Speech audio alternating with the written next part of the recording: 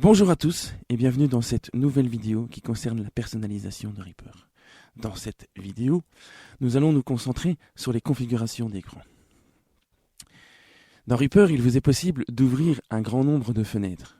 Et via le menu View, il vous est possible d'ouvrir plusieurs fenêtres existantes, comme par exemple la Big Clock, les Fix Browser, le Media Explorer, le navigateur, la matrice de routing,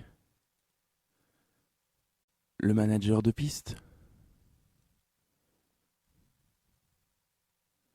le clavier MIDI virtuel, ainsi que des fenêtres faisant partie des extensions SWS, comme par exemple la fenêtre des ressources de template, ou encore la fenêtre des snapshots. Toutes ces fenêtres, comme vous pouvez le constater, s'ouvrent soit en mode flottant, soit s'ouvrent dans le Docker inférieur. En parallèle de ça, vous verrez qu'il est possible dans Reaper d'avoir, en plus de cette toolbar principale, d'autres toolbars à disposition. Et nous apprendrons dans les tutoriels ultérieurs comment remplir ces toolbars. Il vous est donc possible d'ouvrir plusieurs toolbars. Reaper permet jusqu'à 8 toolbars classiques, plus 4 MIDI toolbars flottantes, avec en plus la toolbar principale du piano roll. Constatez que présentement, ces toolbars s'ouvrent donc de manière flottante. Eh bien, pour tout ce qui est toolbar et fenêtre, vous pourrez constater qu'il vous est possible, via un clic droit, de choisir de docker cette fenêtre ou cette toolbar. En effet, ici, si je choisis l'option Dock Big Clock in Docker, vous voyez que ma Big Clock se place dans le Docker inférieur, comme le faisait le mixeur. Vous avez ici alors deux onglets qui me permettent de passer du mixeur à la Big Clock. Et si j'ouvrais par exemple le Media Explorer, j'aurai un troisième onglet qui contient donc Media Explorer, Mixer, Big Clock. Les Fix Browser s'ouvrent par défaut en mode flottant.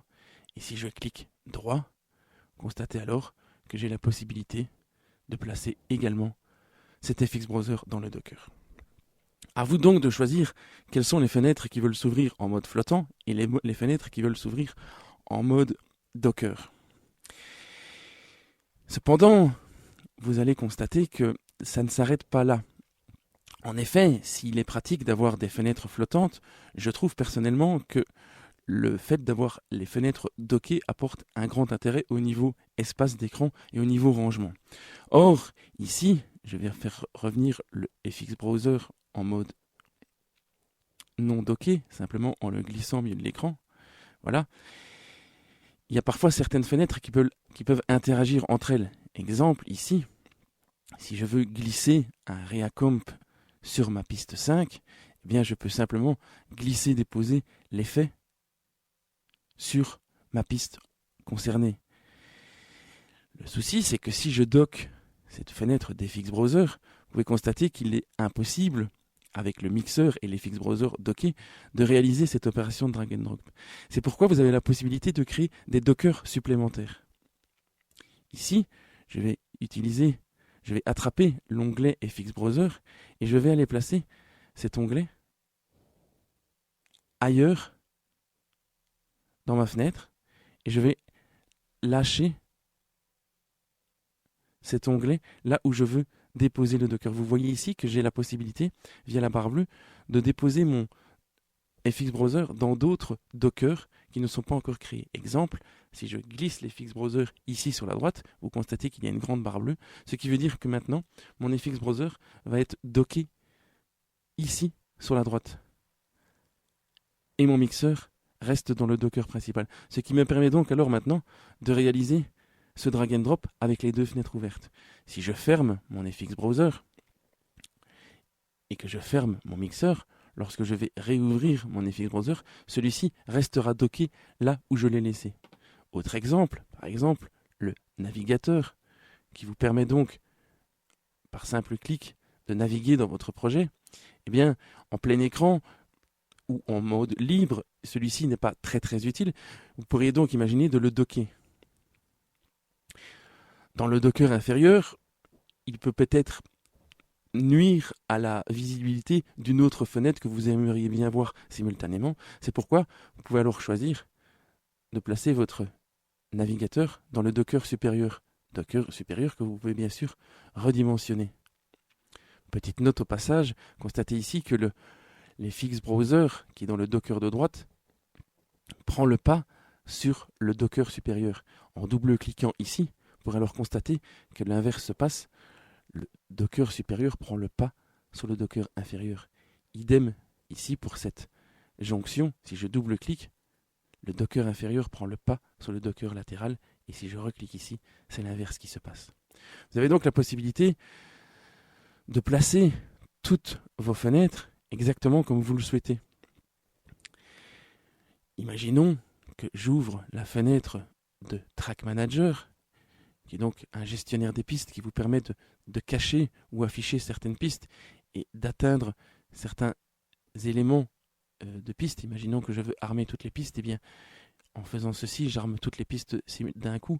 Si je veux muter les pistes, je fais comme ceci. Et donc le Track Manager vous permet de gérer de façon très rapide plusieurs pistes simultanément. Et bien imaginons que je veuille également docker ce Track Manager, mais l'avoir en vue simultanée avec une autre fenêtre, ainsi que ces trois fenêtres, eh bien, je peux alors lui créer un Docker pour lui tout seul. J'ai donc ici, par exemple, le Media Explorer en bas, Docker que je peux bien sûr redimensionner. Tous les Dockers sont redimensionnables. Et j'ai donc alors 4 Dockers. Je pourrais imaginer aussi de placer la Big Clock dans le même Docker que le navigateur et d'avoir donc un onglet pour chacun d'eux. La beauté de la chose, c'est que le nombre de Docker n'est pas limité. En effet, si je prends cette Big Clock et que je la pousse ici au-dessus, vous voyez que j'ai une barre bleue qui s'affiche ici. Si je lâche, constatez alors que j'ai divisé mon Docker supérieur en deux parties. Je peux alors redimensionner par exemple la Big Clock comme celui-ci et d'avoir donc 2 Dockers au-dessus. Autre exemple, si je prends la fenêtre de Project Bay et que je la dock également, celle-ci se retrouve dans un des Dockers et je peux, si je le décide, ici, me permettre de créer un autre Docker inférieur.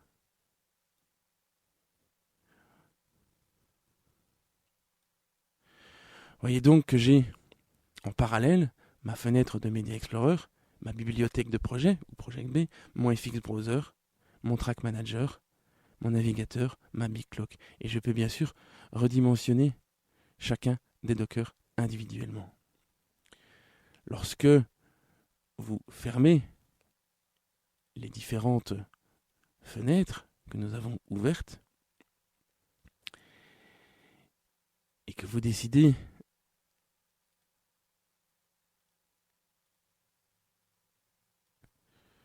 ici par exemple, si je ferme ma Project Bay, eh bien le Docker inférieur contenant le Media Explorer va se redimensionner pour prendre toute la taille de l'écran. Il me semble, en étant quasi sûr de ne pas me tromper, que le nombre de Docker que vous pouvez utiliser est infini. Je pense que la seule limite qui vous sera imposée est donc la taille de votre écran. En parallèle de ça, comme je vous l'ai expliqué, il est possible d'ouvrir des toolbars. En effet, comme vous pouvez le constater ici, j'ouvre une toolbar qui se place par défaut dans le toolbar Docker. Vous pourrez choisir de rendre la toolbar 100% flottante ou de la placer Position Toolbar dans le toolbar Docker. Ce toolbar Docker, si j'ouvre une deuxième toolbar que je place également dans la toolbar Docker, vous constatez alors que ce Docker de toolbar, via le petit bouton ici, peut être également docké. Et je peux, comme pour les autres, docker ce Docker en bas, au-dessus, à gauche ou à droite. Individuellement de ça, vous pouvez bien sûr placer chacune des toolbars dans son propre Docker. Constatez ici que j'ai ma toolbar numéro 2 qui se trouve à la gauche de mon écran, ma toolbar numéro 1. Si j'ouvrais par exemple la toolbar numéro 3 et que j'ai décidé de la placer dans le toolbar Docker, elle irait se mettre avec la numéro 2, mais je pourrais très bien décider de mettre ma toolbar numéro 2 ici, au-dessus. J'ai alors un Docker pour la toolbar 1, 3 et 2. Les toolbars peuvent profiter d'un autre placement différent. Donc si j'ouvre la toolbar numéro 4, qui va se mettre ici avec la 3, eh bien je peux décider de sortir pour l'instant cette toolbar, de la rendre flottante, et de la placer au-dessus de la fenêtre principale. Ce faisant, vous pouvez constater alors que la toolbar se trouvera au-dessus d'un éventuel Docker supérieur. Dans le même ordre d'idées, vous avez la possibilité de les ranger dans la toolbar principale, ici, et de switcher en cliquant droit. Vous pouvez switcher une de vos toolbars. Imaginons que ici, j'ai présentement ma toolbar 1. Eh bien, je peux switcher ma toolbar 1. Donc la position de la toolbar ne changera pas. Par contre, le contenu de cette toolbar va changer via les options de switch. Constatez donc que vous avez la totale liberté pour l'agencement de votre écran. Alors je vais un petit peu fermer tout ce qu'on a fait ici pour l'instant, histoire de repartir d'une fenêtre propre. Je vais fermer le Media Explorer et revenir à ma base. Alors les choses ne s'arrêtent bien sûr pas là. Ce serait un petit peu trop léger. Et vous allez constater qu'il est possible d'agencer vos fenêtres sous plusieurs moutures. En effet, via la fenêtre des screensets, vous avez un onglet ici qui concerne le Windows. Alors, je vais juste pour l'illustration ici, sauver tout ce que nous venons de faire. Donc je vais sauver mon état d'écran pour l'instant comme ceci, avec aucune toolbar ni aucune fenêtre ouverte, juste ma fenêtre arrangement en plein écran, et je vais sauver cet état d'écran que je vais donner comme nom, par exemple, défaut. Je clique sur Save. Voilà. Ce qui veut dire que j'ai une sauvegarde de mon état d'écran actuel, en sachant que lorsque je vais réappeler une fenêtre, celle-ci va être placée là où je l'avais laissée dans cet état d'écran.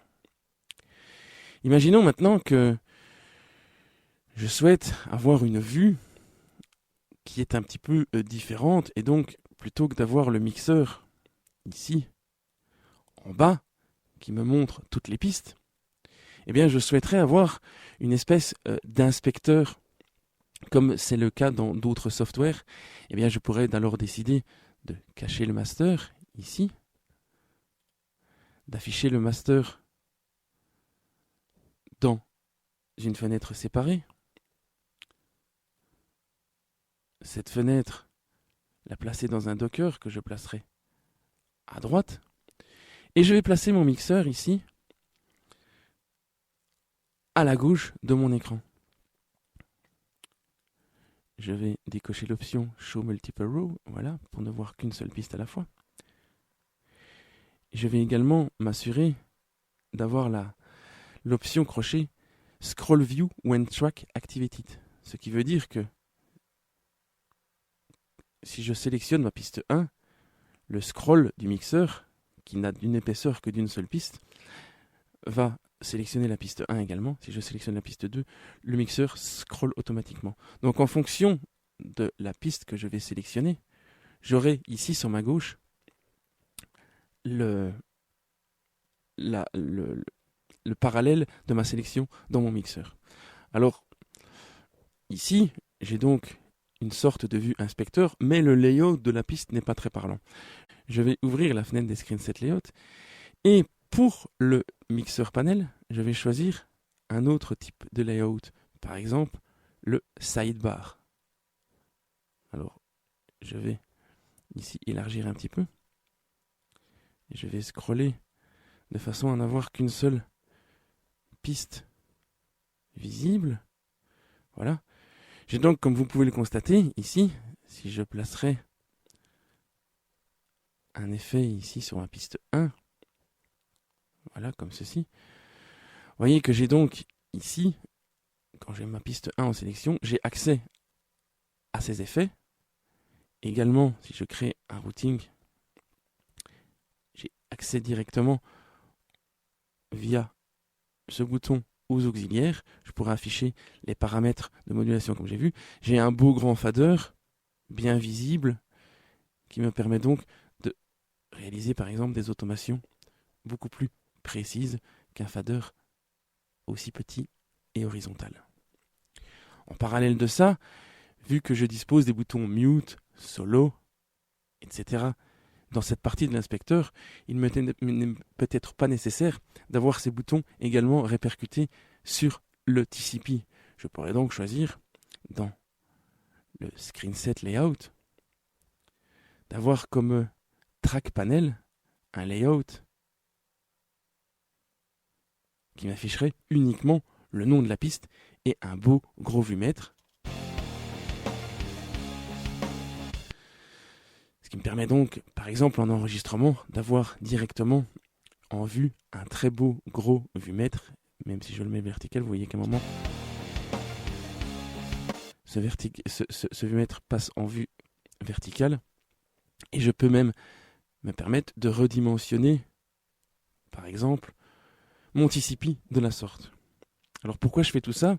Eh bien, je vais maintenant ouvrir de nouveau la fenêtre des Screen Set Layout, aller dans Windows, et ici, sauver cet état d'écran, comme par exemple le nom Inspector. Une fois sauvé, j'ai donc à disposition deux états d'écran.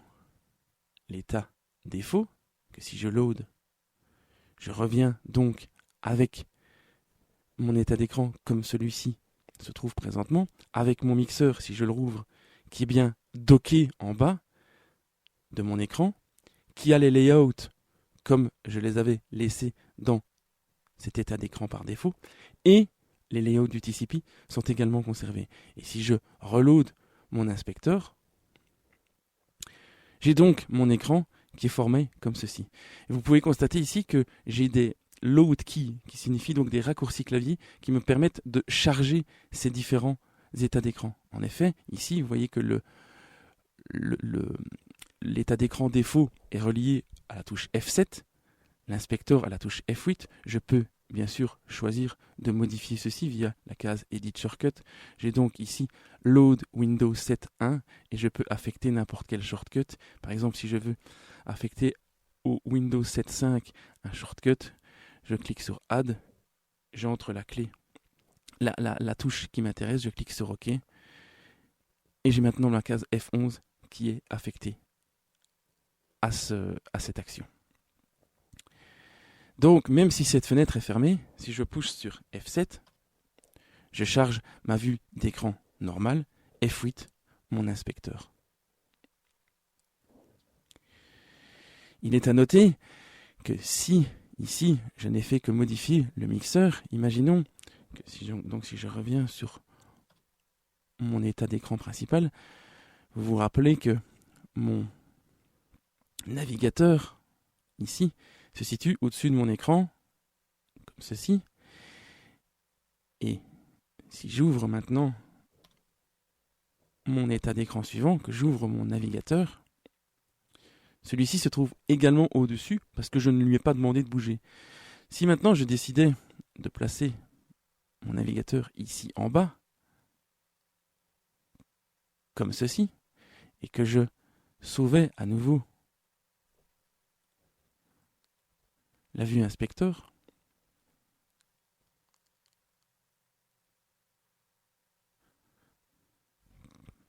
pardon, j'ai fait une boulette, je vais sauver l'inspecteur avec le navigateur qui n'est pas affiché.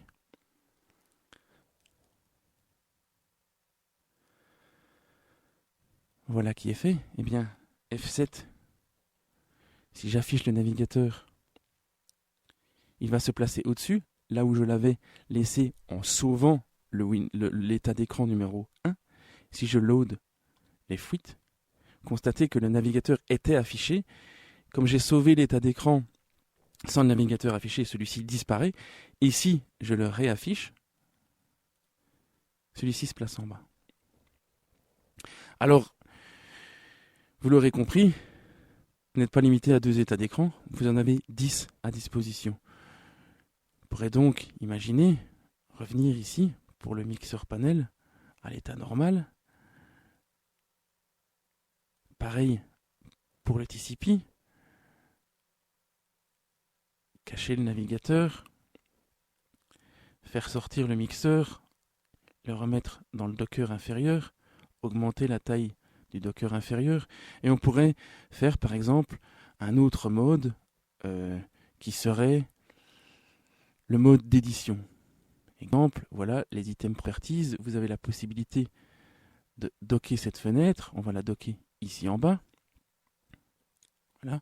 J'aurais peut-être éventuellement besoin d'une toolbar supplémentaire. Imaginons que notre toolbar 1 soit des outils d'édition qu'on va placer comme ceci ici au-dessus. Le master n'est plus utile en cas d'édition. On va donc le replacer dans le mixeur et pas dans un Docker. Voilà. Donc si j'ouvre le mixeur, mon mixeur se retrouve ici. Je vais également ici double-cliquer sur l'intersection entre la fenêtre d'arrangement et le TCP pour cacher le TCP. Je vais cacher la barre de transport et j'ai donc une sorte d'écran comme ceci qui me permet, avec donc les items properties ouvertes qui se mettent à jour en fonction de l'item que j'ai en sélection, et une toolbar qui me permettrait donc d'avoir des outils d'édition avec lesquels je pourrais, par exemple ici c'est tout simplement le split.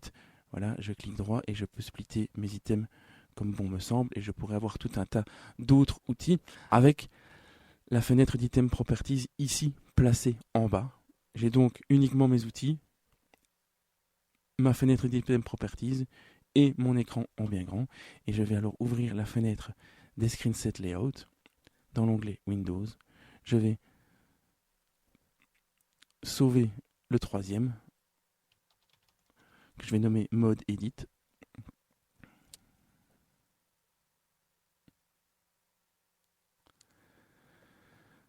Voilà qui est fait. J'ai donc F7 mode normal, F8 mode inspector, F9 mode édition.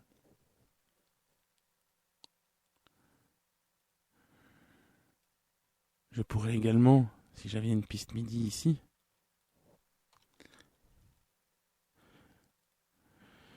me créer un mode MIDI avec cette fois-ci une toolbar ici qui serait remplie avec des objets MIDI, toolbar que je placerai ailleurs, peut-être à la gauche ou à la droite, comme ceci. J'aurai donc des outils MIDI ici à disposition et un éditeur MIDI docké et très large, comme ceci, avec, pourquoi pas, le navigateur qui serait ici au-dessus et qui me permettrait donc de naviguer facilement dans mon arrangement, comme ceci. Un troisième état d'écran donc, un quatrième état d'écran pardon, que je vais à nouveau sauver en mode MIDI, qui est donc appelable par la touche F10.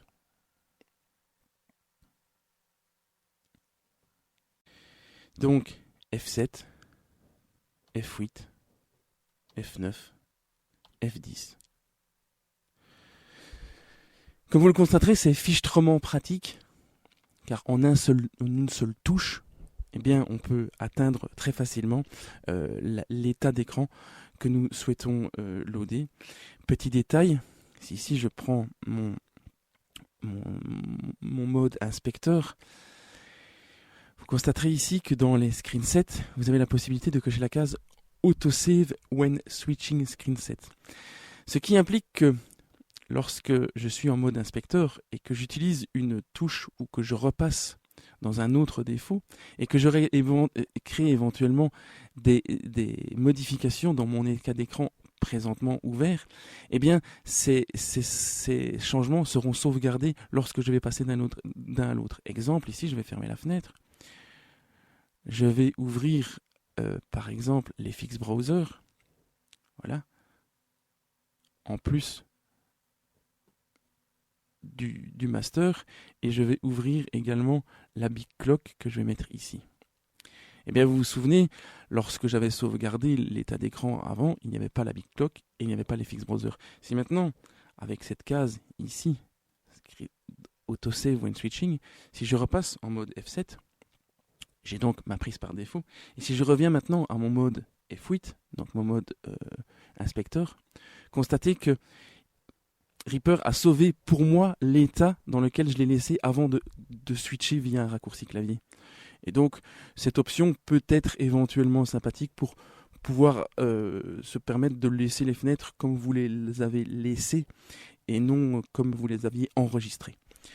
Autre point important que j'ai oublié de mentionner, c'est ces états d'écran, donc ces Windows 7, ici, ne sont pas dépendants du projet. En effet, si j'ouvrirais un nouveau projet et que je partais sur une nouvelle mouture de projet avec des autres pistes, etc., eh bien, ces états d'écran fonctionneraient quel que soit le projet que vous utilisez.